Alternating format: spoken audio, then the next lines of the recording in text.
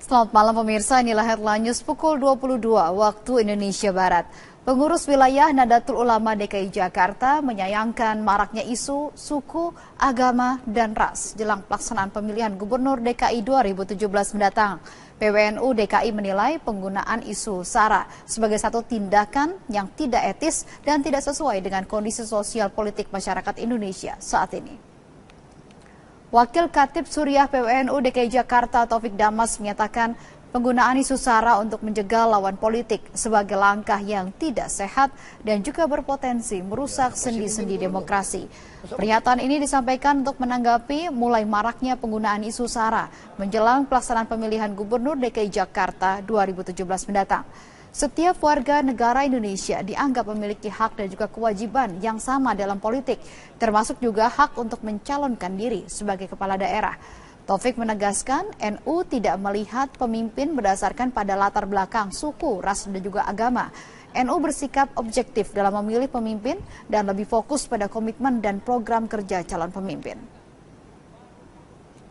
Menurut NU, isu SARA itu adalah isu yang kurang sehat dalam setiap ajang-ajang pemilu atau pilkada, karena kita hidup di negara Indonesia dengan Pancasila dan Undang-Undang Dasar 45 yang merupakan landasan kehidupan berbangsa, dan itu bagi NU sesuatu yang sangat dihargai. Oleh sebab itu bagi NU semua orang warga negara itu setara dalam memiliki hak dan kewajiban yang sama dalam hak untuk memilih atau dipilih.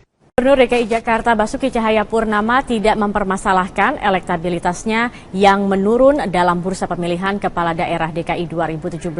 Ahok menilai kondisi tersebut bisa memberikan dinamika politik yang baru di ibu kota. Ahok juga menambahkan menurunnya elektabilitas dirinya memberikan keuntungan bagi penantang lain yang maju dalam bursa pilkada DKI. Namun, mantan Bupati Belitung Timur ini meminta penantangnya menunjukkan program yang tepat bagi warga Jakarta. Sejumlah lembaga survei menunjukkan tren penurunan elektabilitas Ahok, namun beberapa pihak menganggap penurunan tersebut masih rasional. Turun berarti yang lain punya kesempatan maju dong. Ya itu aja tanggapannya kan. Kalau saya turun berarti yang penantang saya ada kemungkinan jadi gubernur kan. Pak, tapi tingkat kesukaan Bapak sama Bu Risma itu sama 64%, Pak. Ya, makanya saya bilang kan, kita lihat aja siapa orang mau maju, maju aja kan, supaya DKI punya pilihan. Kalau makin baik kan makin bagus dong. Prinsipnya kan orang DKI makin dapat yang terbaik, dari terbaik makin untung. Ya, sementara itu Eliza, Gubernur DKI Jakarta Basuki Cahayapurnama tidak mempermasalahkan adanya wisata kumuh Jakarta.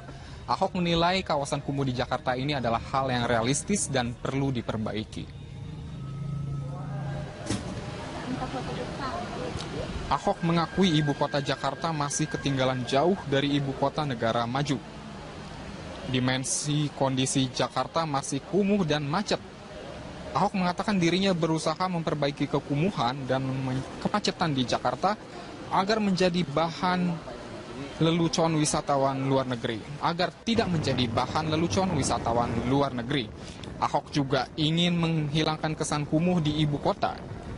Namun ia menilai terkendala dengan keengganan warga pemukiman yang tidak mau direlokasi. Padahal menurut Ahok, pemerintah Provinsi DKI Jakarta telah menyediakan rumah susun yang layak dan bantuan pendidikan agar kehidupan masyarakat menjadi lebih baik. Berikut adalah pernyataannya. Kita harus akui bahwa ibu kota kita ini masih jauh sekali dibandingkan negara maju. Nah, sekarang kita lagi memperbaiki supaya jangan jadi tertawan orang. Nah, sekarang kumuh, kawasan kumuh. Kita mau pindah ke rusun, sebagian orang protes, belain. Komnas HAM belain. Saya tanya gitu loh, kamu mau piara berapa lama kekumuhan, TBC, penyakit semua di situ, kemiskinan, kebodohan.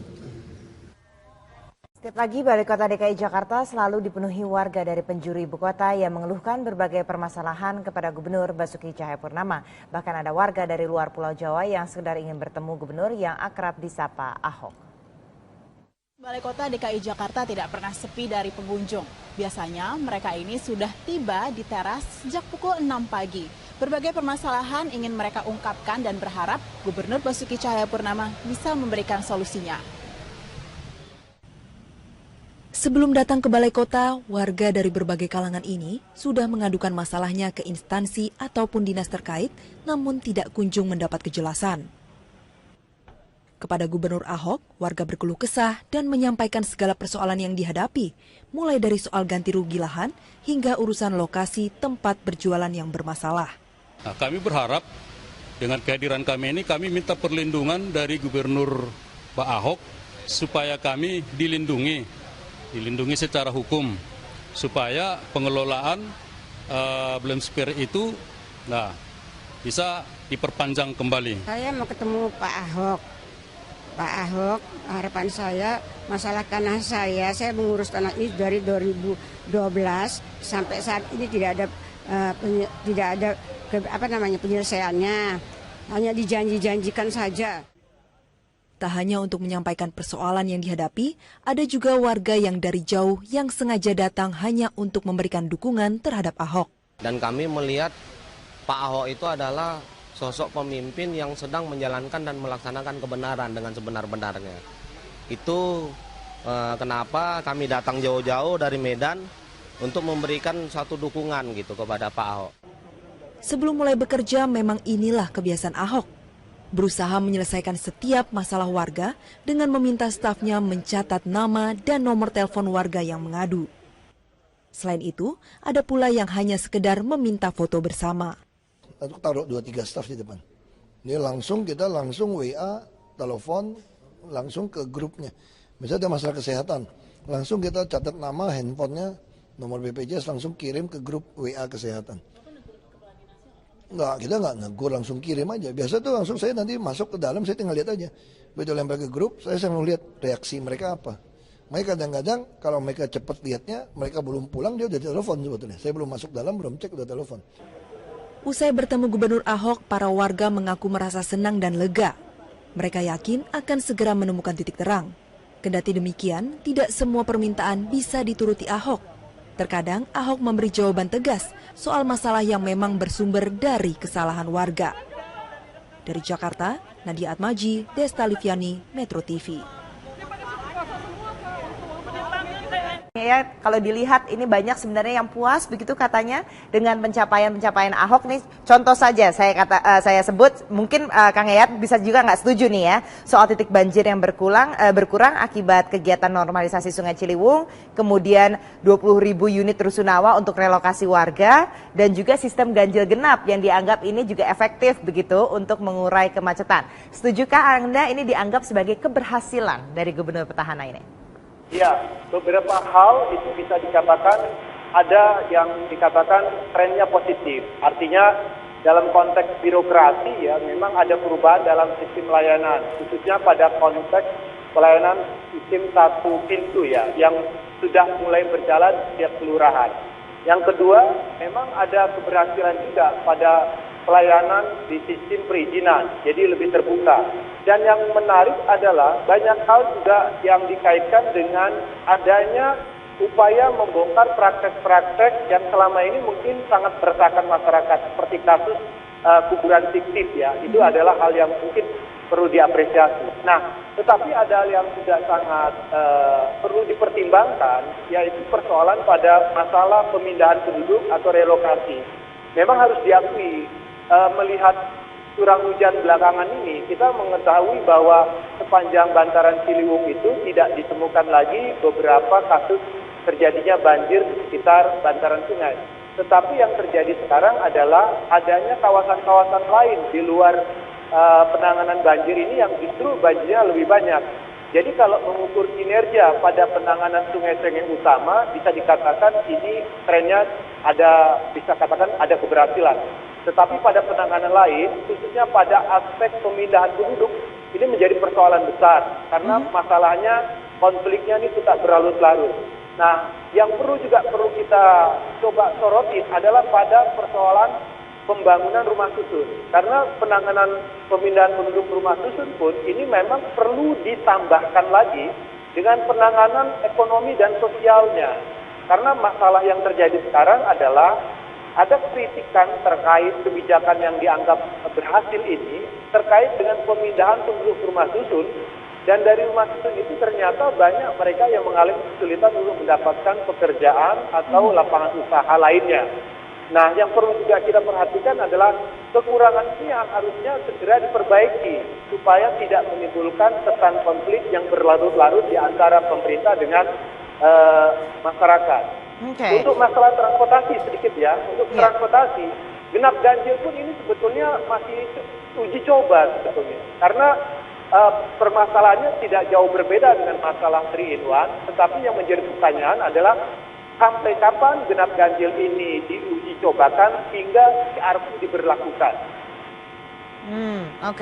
Nah, Kang, ini saya juga pernah berbicara waktu itu ya, ada konsultan yang juga bekerja sama dengan Pemprov DKI yang menyatakan sebenarnya mereka sudah bekerjanya bagus, punya visi, tapi yang mereka lakukan itu, terutama nih untuk Ahok dan Jarot saat ini apa yang kita bisa lakukan untuk besok gitu. Jadi tidak jangka panjang dilihatnya, karena permasalahannya itu sangat mendesak, kemacetan, banjir, dan lain-lain. Jadi selalu sehari atau 3 hari ke depan lah maksimal, nggak bisa panjang begitu dilihatnya. Apakah ini juga mempengaruhi jadinya kinerjanya, hasil dari kinerjanya tersebut? Betul, yang terlihat sekarang adalah seperti penyelesaian masalah-masalah secara parsial. Seperti contoh ya, misalnya kita melihat ada kasus terkait dengan masalah 3-in-1. Begitu 3-in-1 itu dihapus, tidak ada pengganti. Uji coba lagi dengan genap ganjil. Nah, ini kan jangka pendek. Harusnya skenario ini dibuat dalam konteks pengembangan sistem layanan transportasi yang lebih luas. Seperti bagaimana percepatan pelayanan angkutan massal yang lebih merata di seluruh wilayah, kemudian ditambah dengan penegasan kapan IRP yang bisa diberlakukan. Nah, yang kedua, banyak kebijakan-kebijakan yang diambil itu cenderung lebih condong pada tindakan diskresi. Jadi tidak didasarkan kepada sebuah kebijakan jangka panjang, tapi lebih condong pada penyelesaian masalah-masalah yang hari ini terjadi, hari ini harus selesai. Harusnya kan kita menangani kebijakan itu mengacu kepada rencana pembangunan jangka panjang yang sudah menjadi kebijakan dari visi-misi kepala daerah yang diturunkan dalam rencana kerja pemerintah.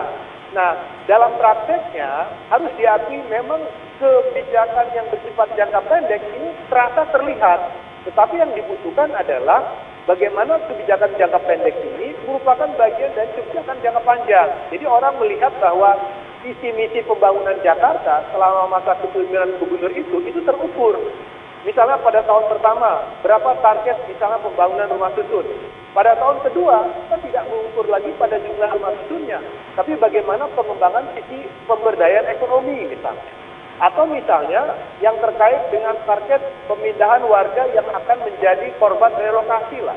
Beliau cepat mengatakan jumlahnya, tetapi bagaimana kebijakan ini tidak hanya berhenti pada sisi pemindahan penduduknya, tetapi kebijakan jangka panjangnya adalah revitalisasi ekonomi diiringi dengan revitalisasi pada kehidupan sosialnya.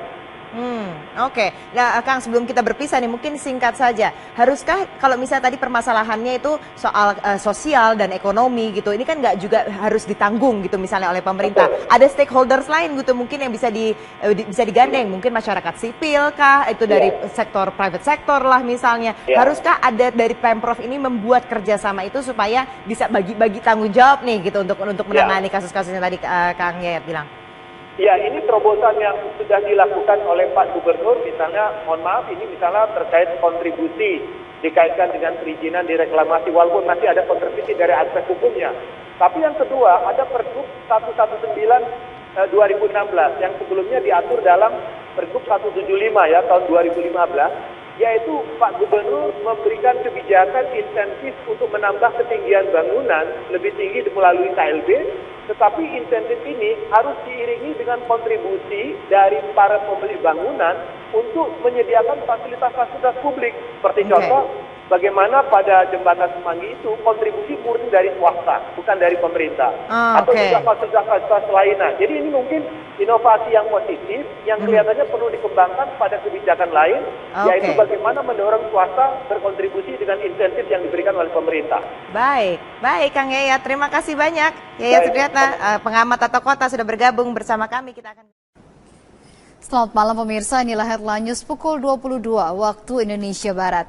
Pengurus wilayah Nahdlatul Ulama DKI Jakarta menyayangkan maraknya isu suku, agama, dan ras jelang pelaksanaan pemilihan Gubernur DKI 2017 mendatang. PWNU DKI menilai penggunaan isu SARA sebagai satu tindakan yang tidak etis dan tidak sesuai dengan kondisi sosial politik masyarakat Indonesia saat ini. Wakil Khatib Suriah PWNU DKI Jakarta Taufik Damas menyatakan penggunaan isu SARA untuk menjegal lawan politik sebagai langkah yang tidak sehat dan juga berpotensi merusak sendi-sendi demokrasi. Pernyataan ini disampaikan untuk menanggapi mulai maraknya penggunaan isu SARA menjelang pelaksanaan pemilihan Gubernur DKI Jakarta 2017 mendatang. Setiap warga negara Indonesia dianggap memiliki hak dan juga kewajiban yang sama dalam politik, termasuk juga hak untuk mencalonkan diri sebagai kepala daerah. Taufik menegaskan NU tidak melihat pemimpin berdasarkan pada latar belakang suku, ras, dan juga agama. NU bersikap objektif dalam memilih pemimpin dan lebih fokus pada komitmen dan program kerja calon pemimpin.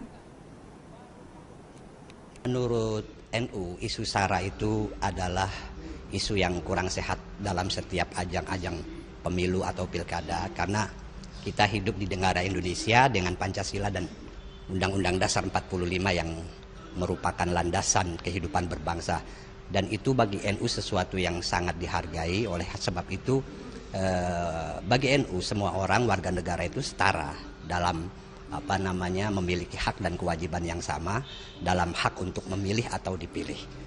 Gubernur DKI Jakarta Basuki Cahayapurnama tidak mempermasalahkan elektabilitasnya yang menurun dalam bursa pemilihan kepala daerah DKI 2017.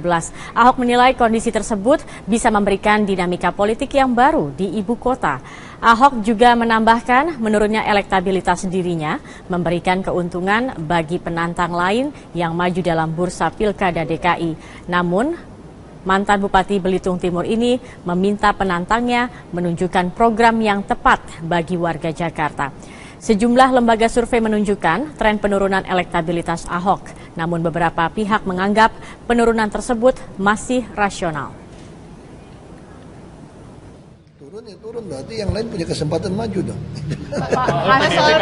Ya itu aja tanggapannya kan. Kalau saya turun berarti yang penantang saya ada kemungkinan jadi gubernur kan. Berkeluh kesah dan menyampaikan segala persoalan yang dihadapi, mulai dari soal ganti rugi lahan hingga urusan lokasi tempat berjualan yang bermasalah. Nah, kami berharap dengan kehadiran kami ini kami minta perlindungan dari Gubernur Pak Ahok supaya kami dilindungi secara hukum, supaya pengelolaan Blend Square itu bisa diperpanjang kembali. Saya mau ketemu Pak Ahok.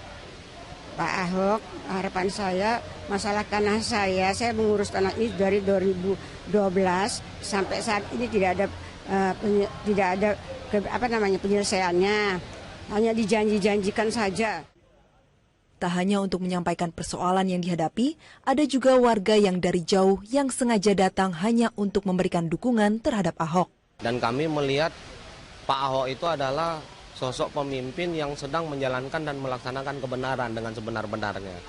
Itu kenapa kami datang jauh-jauh dari Medan untuk memberikan satu dukungan gitu kepada Pak Ahok.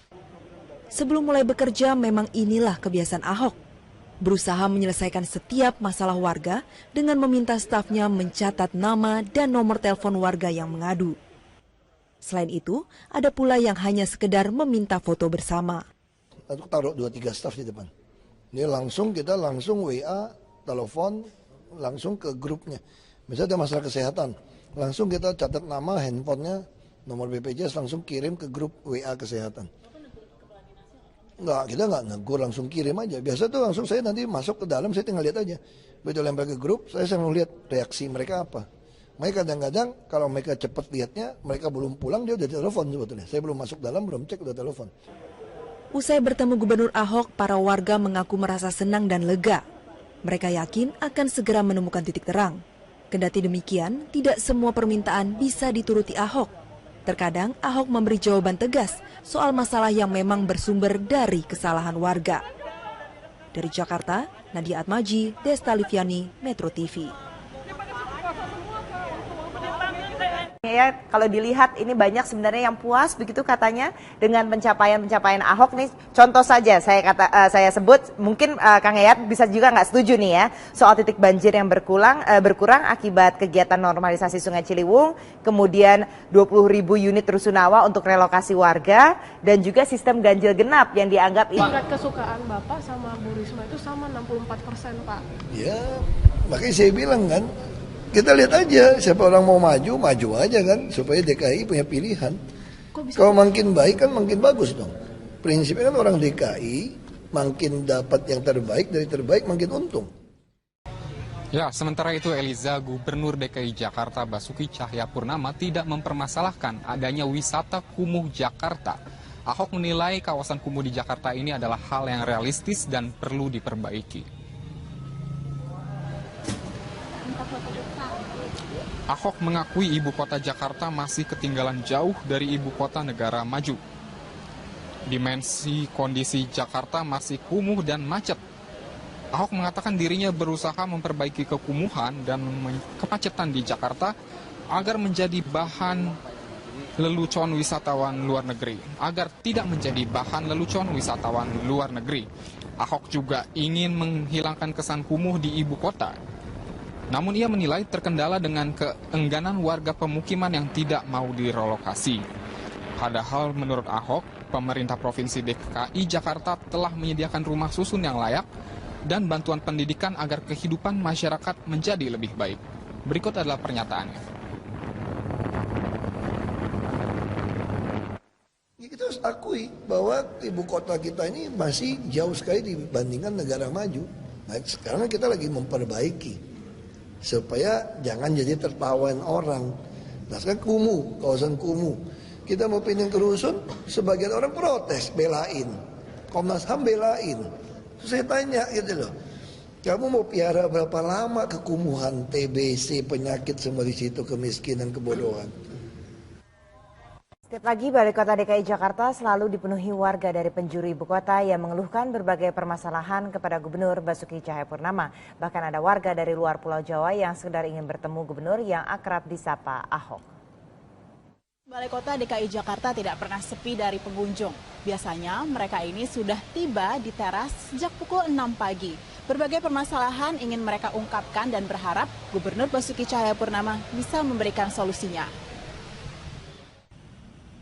Sebelum datang ke Balai Kota, warga dari berbagai kalangan ini sudah mengadukan masalahnya ke instansi ataupun dinas terkait, namun tidak kunjung mendapat kejelasan. Kepada Gubernur Ahok, warga ini juga efektif begitu untuk mengurai kemacetan. Setujukah Anda ini dianggap sebagai keberhasilan dari Gubernur petahana ini?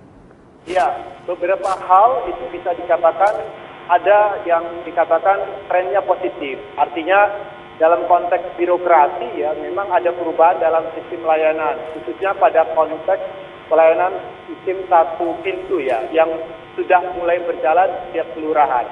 Yang kedua, memang ada keberhasilan juga pada pelayanan di sistem perizinan, jadi lebih terbuka.